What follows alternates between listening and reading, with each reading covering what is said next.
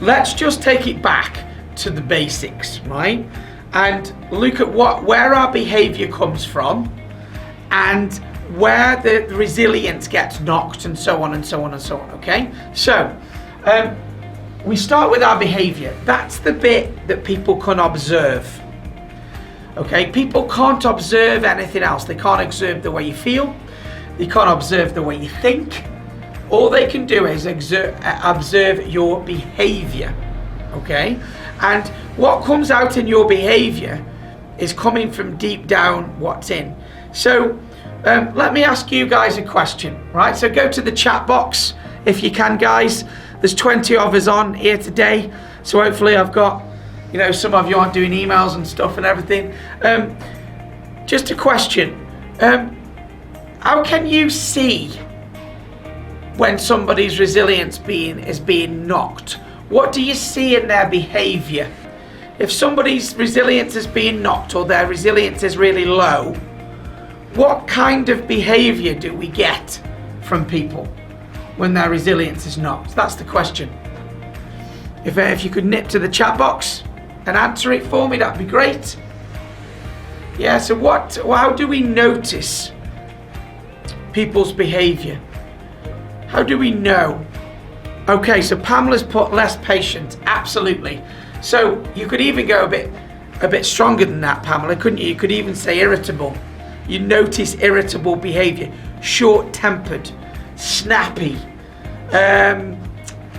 or it may come out as, if you've got an extrovert, it may come out as quiet and withdrawn. Okay, so we've got negative as well in there from Cherish. You're absolutely right. It won't be positive intent that starts coming out. It might start creeping to negative intent. Martin's put it depends on their profile. A green or a blue might be even quieter. You're absolutely right, Martin. When we're under lots of stress, we either go opposite our profile or even more our normal profile. Depends on the level of stress. So you might have a quiet person that explodes, or you might have a quiet person that gets quieter. You might have an extrovert that gets louder, or an extrovert that actually goes really quiet. So it's important that we notice when we think people's resilience is being knocked, also in our own behavior. Because you can notice this in your own behavior. If you're getting stressed and manic and irritable and short-tempered, that's telling you something's knocking away at your resilience. Or you're going opposite your profile or whatever it may be. It's worth noticing. Now, like I've said to you, behavior is the only thing we can see of other people. Okay? However, we can see our own thoughts and things like that, but we can't see other people's thoughts and feelings. So what is it that gives us our behavior? Well, we know this. We either behave in a peak way or a worse way. So best behavior or worst behavior. And when we are lacking in resilience, our behavior tends to be worse. And the reason for that is because of our emotions. And it's our emotions that's driving the behavior. So when you feel like your resilience is being knocked and knocked and knocked and knocked and knocked and knocked and knocked, it makes you feel, going all the way back to what Pamela said, less patient, negative, quiet, frustrated, angry. Whichever way it comes out in you, all of those emotions lead to our behavior. And as you guys know, if you've done any work with me before, you can either feel great or feel lousy. And when resilience is being knocked, unfortunately, we're down here. We start to feel lousy because it's like our armor has been taken away. And whereas somebody, you know, might kind of punch you with a cushion under your clothing, and it's kind of some of the impact is taken. It's like taking the cushion away, and the punches are hurting more at that point. And it's our emotions that lead to our behaviour. However, we do know that it's our, I'll come back to that line in a moment, it's our attitude that leads to our emotions. Now, we can have a positive mental attitude or a negative mental attitude. And unfortunately, when our resilience is low, our attitude also turns negative, as Cherish said on the comments there. It can turn negative. So you're seeing a little bit of a pattern start to come out now. Negative attitude will lead to negative emotions or hindering emotions that will lead to worse type behavior. So when people are low in resilience, what normally happens is you might get some advice, and the advice is, come on, chin up, let's think positively. That's the advice that's sometimes given when somebody's resilience is low. And actually, I understand the positive intent behind that message, but sometimes it doesn't work. You think when you've been low or down or frustrated or angry, and somebody's come up to you and said, come on, cheer up, it'll be fine. Yeah, you've got to get your chin up, you know, put your big boy pants on and off you go, okay? At that moment, it's not very useful. And the reason it's not very useful is because that instruction is about your behavior. And we know that behavior is not good, but it's stemming the behavior from down here, okay? So actually, in order for us to help people's resilience, what we've got to do is we've got to come further back than attitude. So what is it that gives us our attitude? It's our beliefs, what we believe. Now, some people have inspiring beliefs and some people have limiting beliefs, or we have a mix of them. Self-limiting beliefs is the big one in resilience. So in your head somewhere, you have some resilient beliefs. As you guys know, these are called pathways in the brain. They're called dendrites. A belief to a neurologist is just a very large pathway. So in your head, you have got some resilience pathways that you've built up over the years. They're either helpful and inspiring, or they're hindering and self-limiting, depending on your resilience, okay? If you catch yourself saying things like, I've had enough, I've just had enough, that's it, I'm done, yeah? That tells me that those resilience pathways are quite weak at that point, okay? Because people with strong resilience beliefs and pathways is, okay, we've had another knock, but we're gonna keep going, okay? Oh, we've had another knock. I had one of those days yesterday. I'm sure you've had these, guys. I had one of those days yesterday where when I went to do a job, you had to do 3 jobs before you could do the job that you wanted. I'm sure there is a few people on here that has happened to. You kind of have a day where you go, I'll do that, oh, I can't do that, I need to do that, and then I need to do that, and I need to do that before I can do that, yeah? And you kind of do 3 jobs before you get to the job you want to do, yeah? And I had a bit of a day like that yesterday, but the key is to kind of go, oh, instead of going, oh, this is a nightmare, I don't know why I'm bloody bothering, yeah?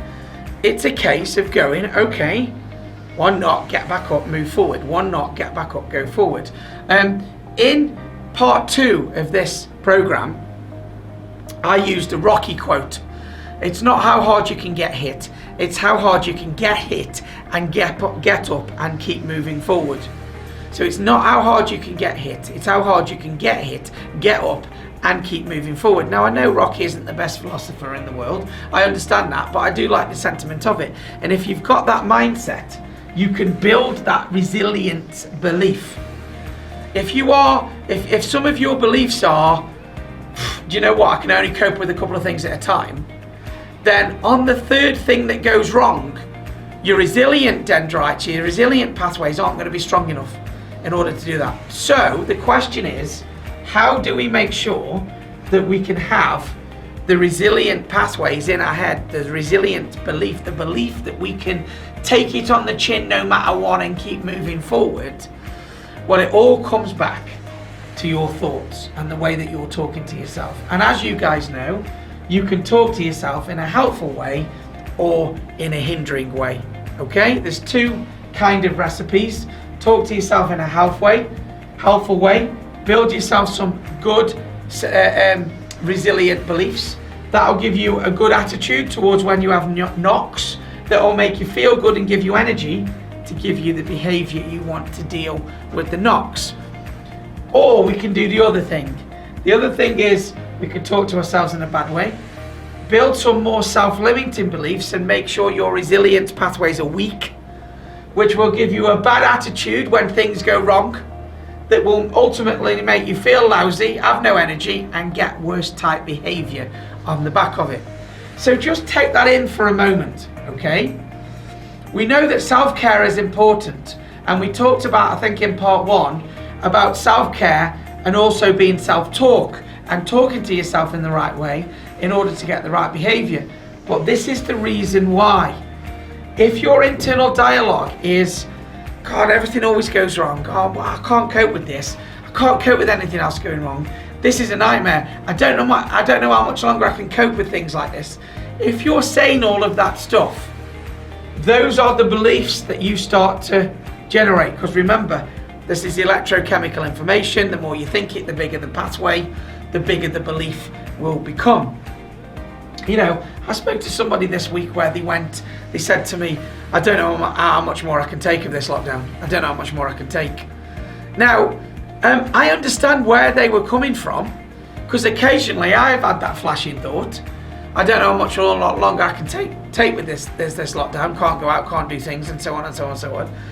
But actually, that thought is not very useful. Okay, I don't know how much more I can take. Okay, what that's doing is it's kind of then suggesting that you're going to get to a point where you just crash. So that line then starts to take over, rather than going, do you know what, we're in lockdown, I know we don't like it, but we'll keep going until we can do something different. You know, that's a better mindset to have in order to give you a better attitude, make you feel better, and get better performance out of the top. Okay, so just remember, when it comes to resilience, it starts here, but you may notice it in behavior.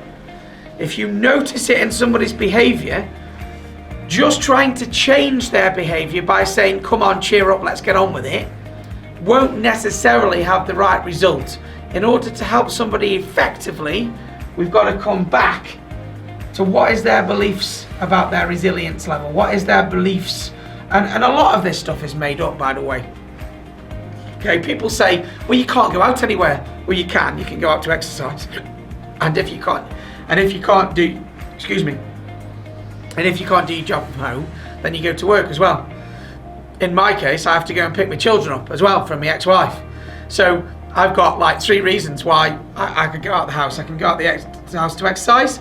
I can go out the house to come to my studio because I haven't got a studio at home, and I can go out of my house to pick my kids up. So there are, rather than people going, well, you can't go out.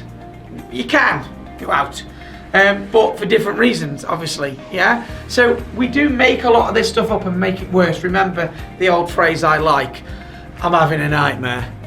Yeah, people very rarely have nightmares during the day. They're just exaggerating to make it a little bit worse. But of course, you're going to get all of this going on. And then if you get more than a couple of things like that at once, all of a sudden, it breaks that resilience down. So bear in mind, if you're going to help yourself, it starts with your beliefs about how resilient you can be. If you're going to help somebody else, notice their behavior, but then try and help them with their thinking and their beliefs, because just trying to change their behavior won't necessarily do the job.